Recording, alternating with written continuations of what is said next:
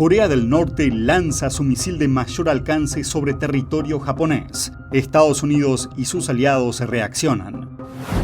Legisladores alemanes viajan a Taiwán por primera vez desde que estalló la pandemia, mostrando su apoyo a la democracia. Nada de investigaciones políticamente sensibles antes del Congreso del Partido Comunista. Este es el mensaje que al parecer China envió a todos los bancos extranjeros que operan en su territorio.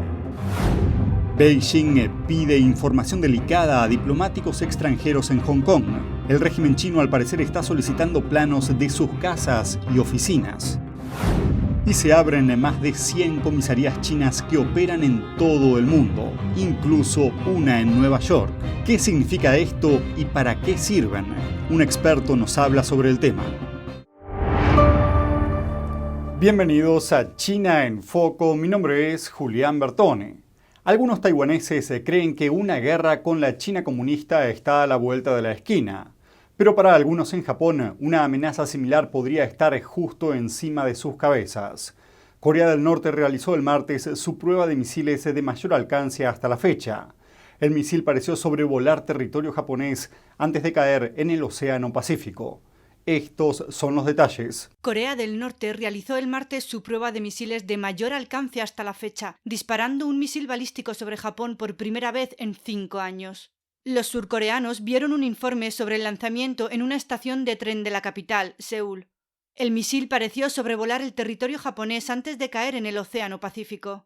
En Japón, el gobierno emitió una alerta advirtiendo a sus ciudadanos que se pusieran a cubierto y permanecieran dentro de los edificios. El lanzamiento también provocó la suspensión temporal de las operaciones ferroviarias en el norte del país. El lanzamiento de Pyongyang provocó la condena de los líderes de los países vecinos, desde el presidente de Corea del Sur, Yoon Suk-yeol, hasta el primer ministro japonés, Fumio Kishida. Tokio dijo que no tomó ninguna medida para derribar el misil, pero el ministro de Defensa, Yasukazu, dijo en Japón que descarta la capacidad de contraataque. El último lanzamiento fue el quinto de Pyongyang en 10 días y se produce una semana después de que se realicen simulacros antisubmarinos entre Estados Unidos, Corea del Sur y Japón. Las recientes pruebas de misiles suscitaron una respuesta relativamente discreta por parte de Washington, que está centrado en la guerra de Ucrania, así como en otros asuntos internos y externos. Sin embargo, Washington condenó enérgicamente este último misil, calificando la decisión de peligrosa e imprudente. La semana pasada, los legisladores surcoreanos afirmaron que el norte completó los preparativos para una prueba nuclear, que podría llevarse a cabo en algún momento entre el Congreso del Partido Comunista de China de este mes y las elecciones intermedias de Estados Unidos en noviembre. Tras el lanzamiento de misiles de Corea del Norte, Estados Unidos, Japón y Corea del Sur respondieron con su propia demostración de fuerza en la región. Aviones de combate de Estados Unidos y Japón realizaron el martes ejercicios conjuntos sobre el mar de Japón.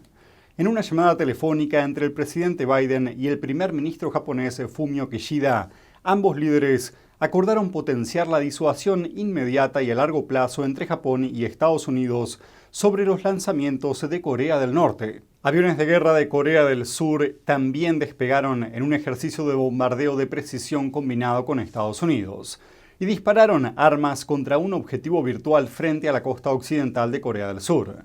Funcionarios surcoreanos dijeron que los simulacros tuvieron como objetivo demostrar su capacidad para atacar objetivos norcoreanos. Corea del Sur y Japón dijeron anteriormente que los misiles de Corea del Norte son capaces de volar a media y larga distancia. Expertos especulan que el lanzamiento fue la prueba de un arma que podría dirigirse a suelo estadounidense.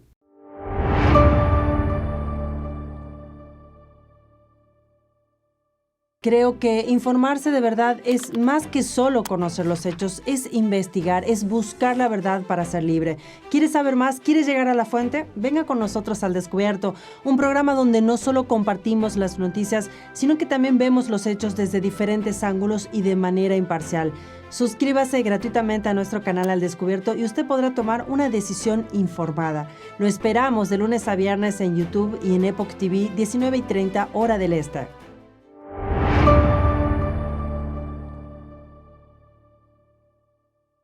Y en el mar del sur de China, Estados Unidos y Filipinas están reforzando su cooperación naval.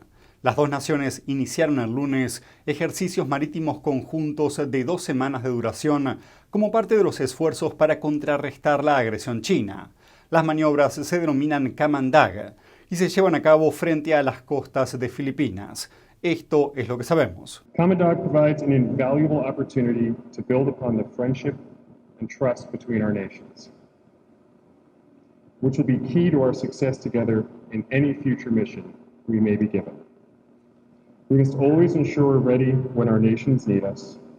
Our efforts together during this exercise will help us do exactly that.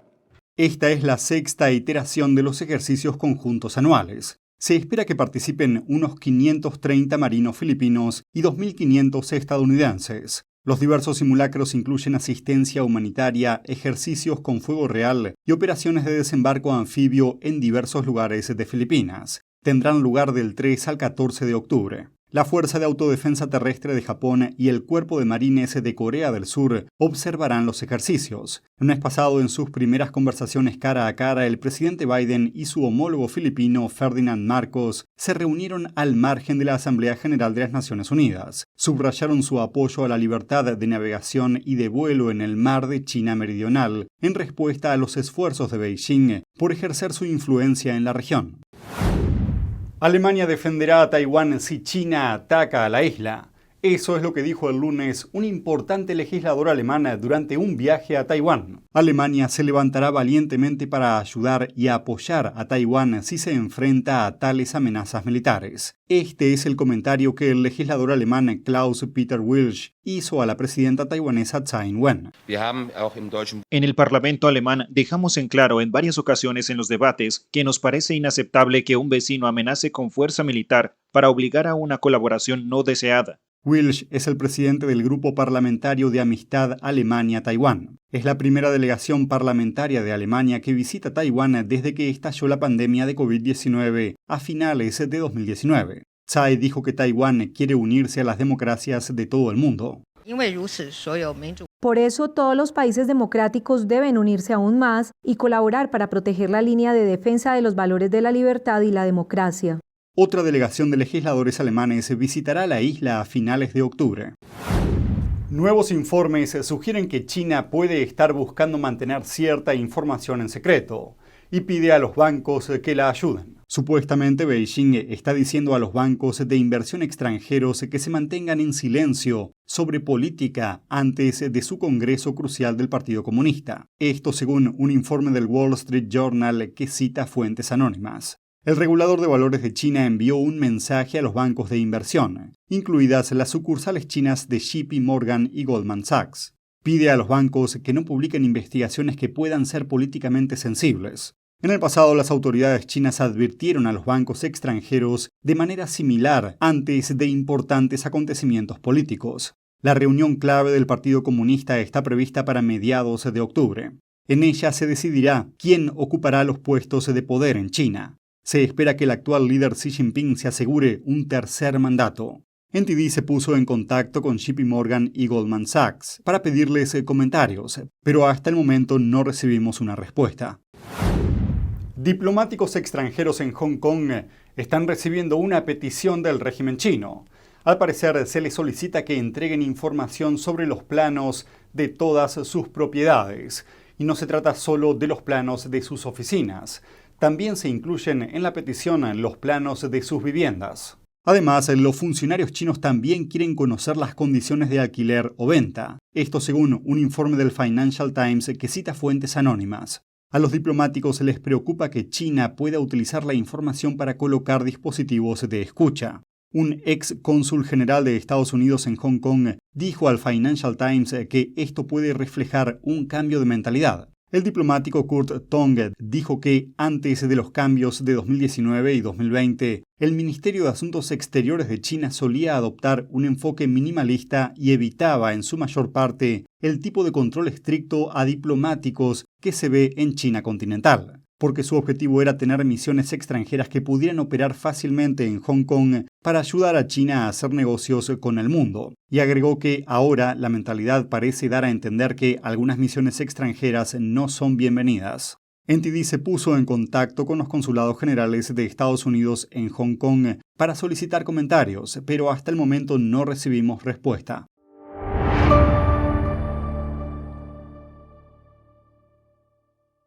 Saludos desde En Primera Plana, de NTD, el lugar donde buscamos respuesta a tus preguntas, donde tocamos los temas que importan, que impactan nuestras vidas. Y no solo vamos a tocar la superficie. Nuestra misión es que tú entiendas profundamente lo que está ocurriendo en nuestras comunidades. Estamos aquí para que no te pierdas lo importante. Míranos en YouTube y en Epoch TV, de The Epoch Times en español, de lunes a sábado a las 10:30 de la noche, hora del este. Te esperamos. Hasta pronto.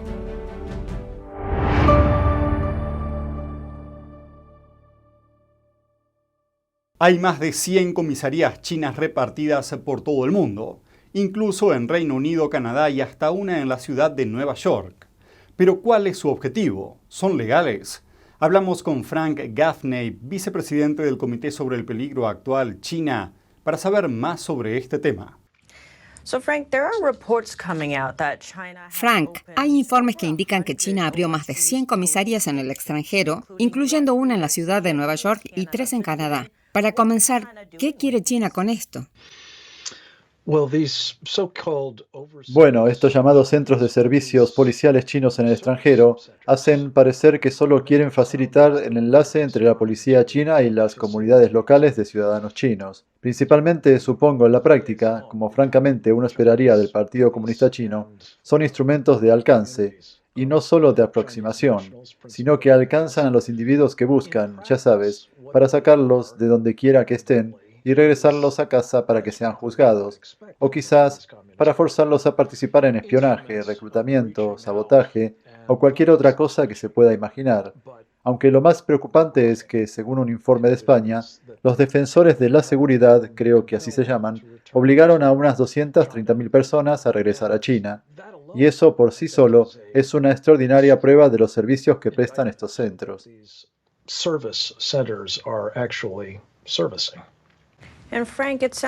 Y Frank, parece que en cierto modo esto es dejar que el régimen chino opere en otros países. Entonces, ¿es esto legal? La ley que dicen estar aplicando, que fue adoptada hace aproximadamente un año, se aplica no solo a ciudadanos chinos en el extranjero, sino también a extranjeros a los que acusan de algún tipo de conducta delictiva.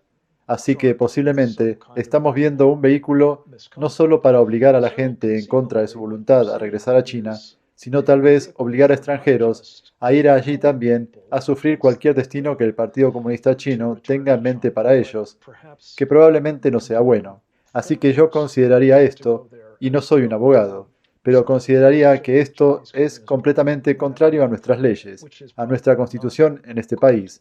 Luego, en una pantalla de vídeo, muestran a un fiscal en China sentado con algún familiar de la persona que persiguen. Y el mensaje claro que envían, ya sea explícitamente o al menos implícitamente, es que ese familiar le pasarán cosas malas en China si no cumple con lo que le piden. Ese es el tipo de cosas que no aceptamos en nuestro país, ni de nuestras propias fuerzas de seguridad y ciertamente tampoco de una extranjera, por no decir de una extranjera hostil como el Partido Comunista Chino.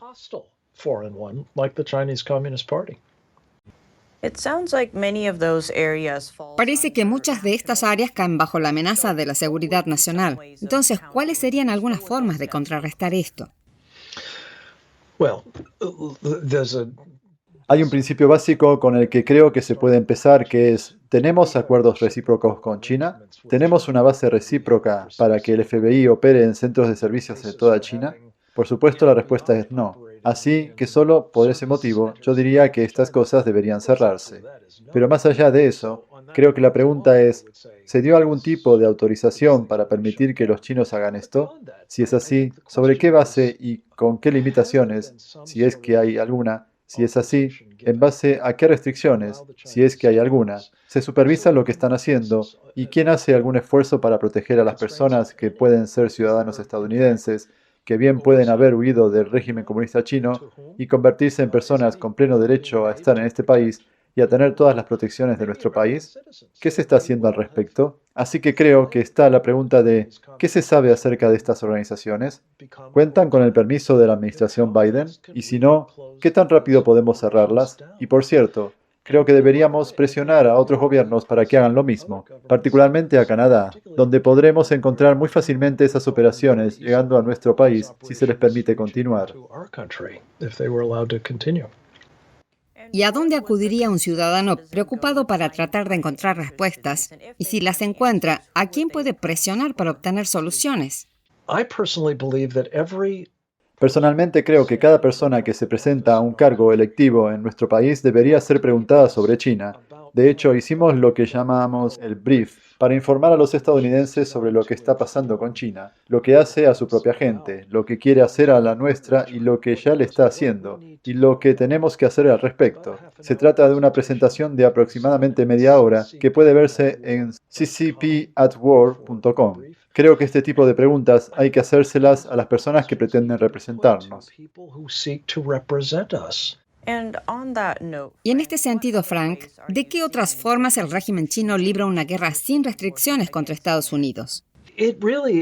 Realmente es con todo lo que se puede imaginar, y no lo digo yo. En 1999 se publicó un libro escrito por 2 coroneles de alto rango del Ejército Popular de Liberación en el que exponían, creo, unas 20 formas diferentes en las que el Partido Comunista Chino, antes de ser lo bastante fuerte militarmente como para luchar contra nosotros a la antigua usanza, podía hacernos la guerra, y toma la forma de guerra económica, guerra política, operaciones de información, subversión, amenazas a nuestra red eléctrica y, no menos importante, una guerra biológica. Puede que a ti no te interese la guerra, pero la guerra sí está interesada en ti. Y lo mismo ocurre con el Partido Comunista Chino. Están muy interesados en nosotros porque creen, con razón, que este país es el único impedimento real para la realización de sus ambiciones, lo que Xi Jinping llama el sueño de China de dominar el mundo entero, incluido nuestro país.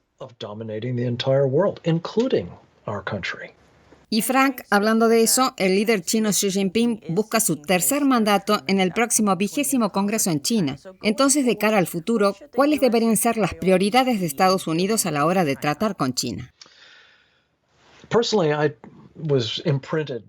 Personalmente me impresionó que Ronald Reagan, para quien tuve el privilegio de trabajar en el Departamento de Defensa durante su presidencia, dijera que no había que limitarse a tratar de averiguar cómo coexistir o incluso contener lo que él llamaba la amenaza existencial de su tiempo, es decir, la Unión Soviética y su Partido Comunista, sino hacerla retroceder y derrotarla. Y curiosamente, volviendo a lo que estábamos hablando hace un momento, en 1980, Ronald Reagan solicitó un permiso del pueblo estadounidense para hacer precisamente eso, derrotar a la Unión Soviética. Consiguió ese consenso de forma abrumadora. En las elecciones de 1980 lo consiguió. Creo que eso es lo que tenemos que hacer. Creo que el Partido Comunista Chino no es solo una amenaza mortal para nosotros, es una amenaza horrible, de hecho mortal, para su propio pueblo. Debemos ser diligentes para burlarlo. Debemos contrarrestar en todo momento sus operaciones de influencia, y aquí, por supuesto, pero también sobre la iniciativa de la Franja y la Ruta y otros avances a nivel internacional. De hecho, hay que tratar de ayudar al Partido Comunista Chino a encontrar un final a manos del pueblo chino lo antes posible, ya que nos interesa que eso ocurra. Desgraciadamente, en este momento, todavía estamos inmersos en lo que Ronald Reagan rechazó en 1980, es decir, una política de compromiso con este enemigo. Y como él reconoció, es una fórmula para el desastre. Así que creo que realmente necesitamos una corrección de rumbo y rezo para que consigamos orientar a los candidatos a cargos electivos este otoño para que hagan precisamente eso, a partir de enero en la mayoría de los casos. Lo necesitamos urgentemente.